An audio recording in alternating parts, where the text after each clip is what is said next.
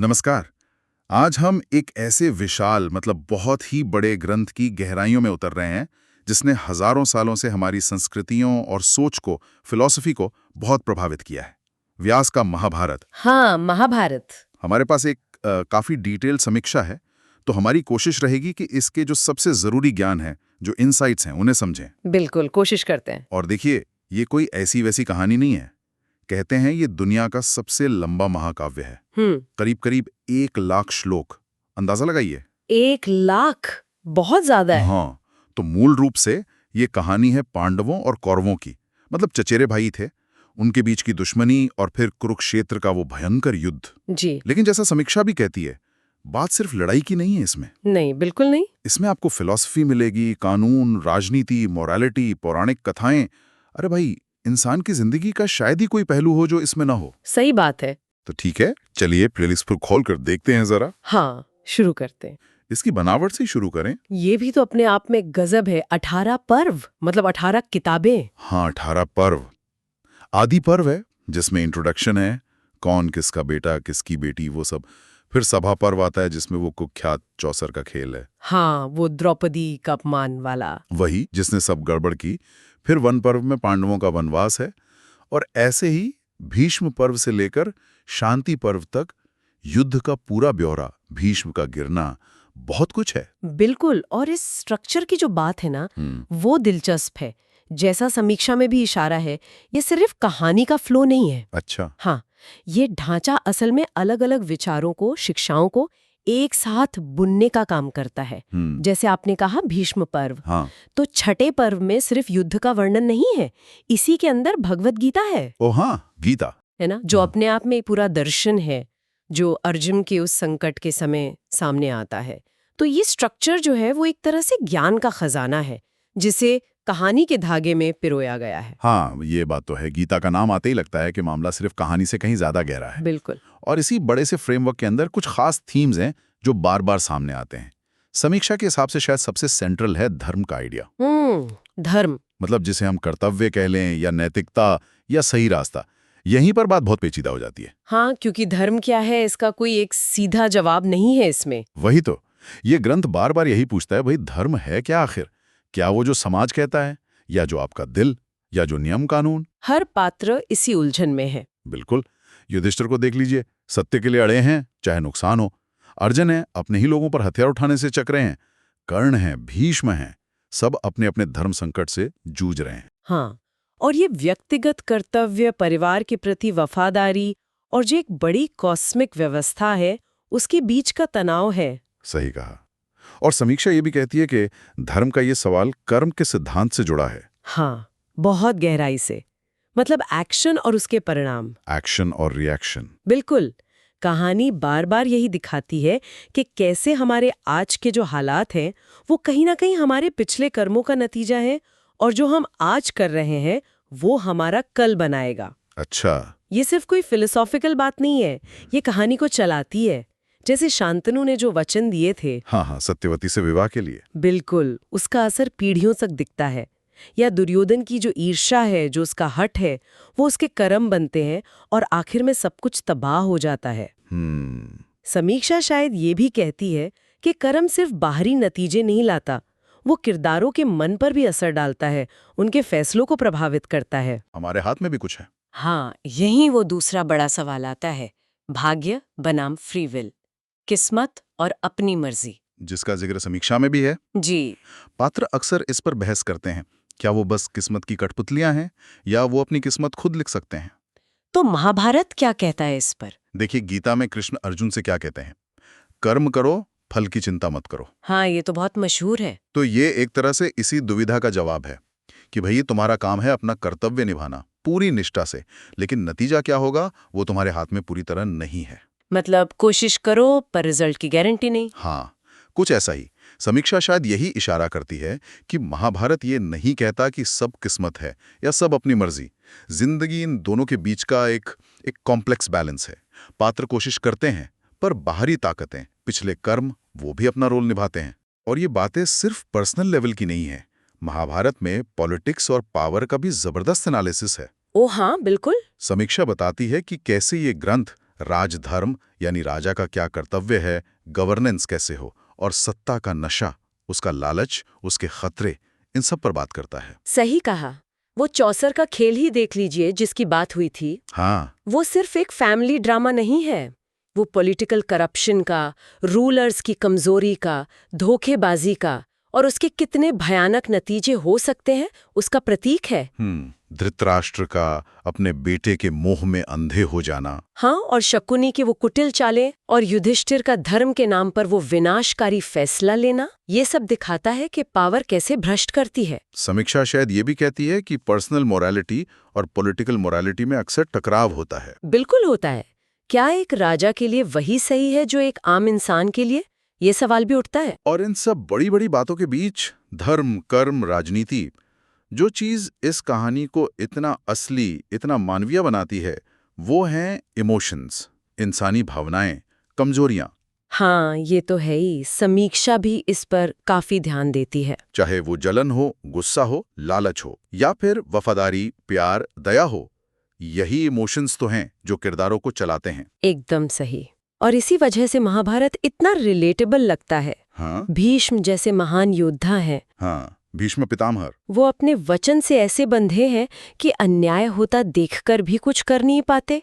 कितना बड़ा द्वंद्व है ये। सही बात है। कर्ण को देखिए, दानवीर है, शूरवीर है, पर अपनी पहचान के संकट से, सामाजिक तिरस्कार के दर्द से हमेशा जूझता रहता है। हाँ, कर्ण का किरदार तो बहुत दुखद है। बिल्कुल, अर्जुन जैसा हीरो भी युद्ध के मैदान में कंफ्यूज हो जाता है, डिप्रेशन में चला जाता है।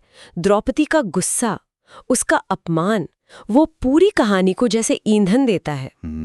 तो समीक्षा का निचोड़ शायद यही है कि कोई भी कैरेक्टर ब्लैक एंड व्हाइट नहीं है, सब ग्रे हैं। उनमें अच्छाई भी है, बुराई भी, ताकत भी है, कमजोरी भी, जैसे हम सब होते हैं। मतलब ये देवताओं की कहानी कम, इंसानों की कहानी ज्यादा लगती है, उनकी उलझनों की कहानी। हाँ, कह सकते हैं। और इसे लिखा कैसे गया है? समीक्षा इसके लिटरेरी वैल्यू पे क्या कहती है? इसे इतिहास कहा जाता है, इसका मतलब क्या हुआ? इतिहास मतलब ऐसा ही हुआ था। अच्छा, तो ये हिस्ट्री बुक है? नहीं, हिस्ट्री बुक तो नहीं कहेंगे, लेकिन इसे लिखने वाले व्यास ने इसे सिर्फ कल्पना नहीं कहा, उन्होंने इसे एक तरह का वृत्तांत बताया। अब जाहिर है इसमें मिथ है, चमत्कार है, देवता है। हाँ। लेकिन समीक्षा शायद इस बात पर जोर देती है कि इसका जो कोर है, जो मूल कहानी है, वो शायद किसी असली ऐतिहासिक लड़ाई या सामाजिक बदलावों से जुड़ी हो सकती है। मतलब मिथक और असलियत का मिक्सचर। हाँ, शायद हाँ। मिथक, लीजेंड और कुछ ऐतिहासिक सच का मिश्रण। और कहानी कहने का तरीका भी देखिए, कहानियों के अंदर कहानियां, जैसे वो नल दमयंती वाली। हाँ, नल दमयंती, सावित्री, शकुंतला, ऐसी कितनी उपकथाएं हैं जो मेन कहानी से जुड़कर उसे और गहरा बनाते हैं। ये मल्टी लेयर्ड नैरेटिव है। और कैरेक्टर्स, आपने कहा कि वो जटिल हैं, समीक्षा उनके बारे में क्या खास बताती है? समीक्षा बताती है कि कैरेक्टराइजेशन बहुत ललित और साइकोलॉजिकल है। जैसे कर्ण, वो सिर्फ विलन का साथी नहीं है, नहीं। उसे एक ट्रैजिक हीरो की तरह दिखाया गया है। अच्छा। उसकी वफादारी, उसकी दानवीरता, सब तारीफ के काबिल हैं, पर हालात उसे गलत तरफ खड़ा कर देते हैं। द्रौपदी है, वो सिर्फ एक विक्टिम नहीं है, वो हिम्मत, स्वाभिमान और बदले की आग का प्रतीक है। हाँ, बहुत स्ट्रॉन्ग कैरेक्टर है। और कृष्ण, वो सिर्फ सारथी या राजा नहीं है, वो डिवाइन स्ट्रैटेजिस्ट हैं, फिलॉसफर हैं, गाइड हैं, जिनके काम और सलाह अक्सर समझ से परे लगते हैं, मिस्टीरियस। सही में। भीष्म का किरदार है कर्तव्य और पर्सनल ट्रेजेडी का संगम। तो समीक्षा का लब्बुलवाब यही है कि ये कैरेक्टर्स हमें सोचने पर मजबूर करते हैं, वे फ्लैट नहीं हैं, इसीलिए हजारों साल बाद भी इतने रेलेवेंट लगते हैं। और भाषा भी देखिए, पोएटिक है, सिंबॉलिक है और गहरे फिलोसॉफिकल आइडियाज श्लोकों और डायलॉग्स में बुने हुए हैं। तो ये सब मिलाकर क्या हम कह सकते हैं कि महाभारत सिर्फ भारत का नहीं बल्कि वर्ल्ड लिटरेचर का एक खजाना है जो जिंदगी के बड़े सवालों से टकराता है? बिल्कुल, निश्चित रूप से। इसका फिलोसॉफिकल महत्व सिर्फ गीता तक ही नहीं है। समीक्षा खास तौर पर शांति पर्व और अनुशासन पर्व का जिक्र करती है। हाँ, जो युद्ध के बाद आते हैं। जी, इनमें भीष्म पितामह हैं, मृत्युशैया पर लेटे हुए, और वो युधिष्ठिर को राजधर्म पर, शासन कैसे चलाना है, नैतिकता क्या है, मोक्ष का रास्ता क्या है, समाज के नियम क्या होने चाहिए, इन सब पर लंबे लंबे उपदेश देते हैं। अच्छा, ये तो बहुत महत्वपूर्ण होगा। हाँ, ये भाव अपने आप में फिलॉसफी और एथिक्स की टेक्स्ट बुक जैसे हैं। ये वही सवाल उठाते हैं, न्याय क्या है, मुश्किल समय में क्या करना सही है, एक अच्छा राजा कैसा हो, दुख से कैसे निपटें। ये ऐसे सवाल हैं जो हमेशा हर सोसाइटी के लिए जरूरी रहे हैं। और इसका असर ये आज भी इतना क्यों पढ़ा सुना जाता है? ऐतिहासिक और सांस्कृतिक रूप से क्या प्रभाव रहा है इसका? प्रभाव तो बहुत ही गहरा और दूर तक फैला हुआ है। समीक्षा बताती है कि इसने हिंदू धर्म की सोच, उसके रीति रिवाज, उसकी वैल्यूज को गहराई से शेप किया है।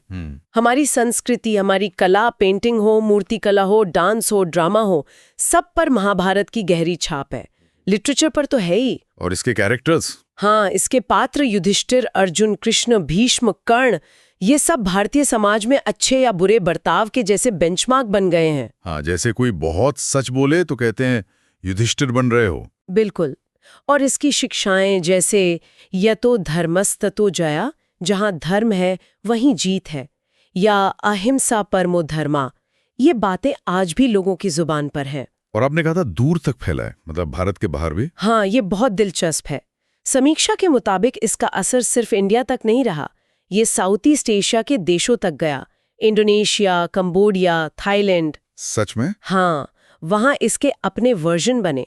उन्होंने वहाँ की लोकल आर्ट को, खासकर शैडो पपेट्री, वायंकुलिट और डांस फॉर्म्स को बहुत इन्फ्लुएंस किया। बाली में तो आज भी महाभारत की कहानियां घर घर में सुनाई जाती हैं। अरे वाह, ये तो सचमुच एक ग्लोबल फिनोमेनन रहा है। बिल्कुल। लेकिन क्या समीक्षा में इसकी कुछ आलोचनाएं या ऐसी बातें भी हैं जो इसे समझने में मुश्किल पैदा करती हैं? हाँ, कुछ पॉइंट्स हैं जिन पर समीक्षा ध्यान दिलाती है।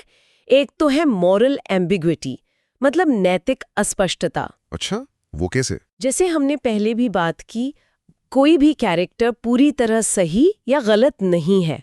पांडव, जिन्हें हम हीरो मानते हैं, हाँ। वो भी युद्ध जीतने के लिए छल कपट का सहारा लेते हैं, जैसे द्रोणाचार्य का वध हुआ या कर्ण का। हाँ, वो तो है।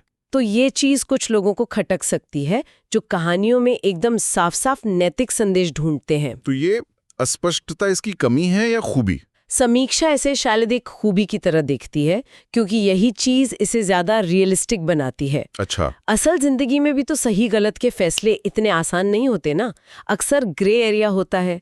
महाभारत कोई आइडियल दुनिया नहीं दिखाता, बल्कि इंसानी दुनिया की कॉम्प्लेक्सिटीज को दिखाता है। ये इसे उन दूसरी पौराणिक कहानियों से अलग करता है, जहां देवता हमेशा अच्छे और असुर हमेशा बुरे ही होते हैं। समझ गया। और कोई चुनौती? दूसरी चुनौती है इसका साइज। 1,00,000 श्लोक, 18 पर्व, इतने सारी साइड स्टोरीज, इसे पूरा पढ़ना या समझना आसान काम नहीं है। हाँ, वो तो है। हिम्मत चाहिए। ये कोई नॉवल नहीं है कि एक बार में पढ़ लिया। पाठक आसानी से इसके विशालता में खो सकता है या शायद बोर भी हो जाए। और एक बात जो मुझे हमेशा बड़ी अनोखी लगती है व्यास, जिन्होंने इसे लिखा, वो खुद कहानी के कैरेक्टर हैं। हाँ, ये बहुत ही यूनिक बात है।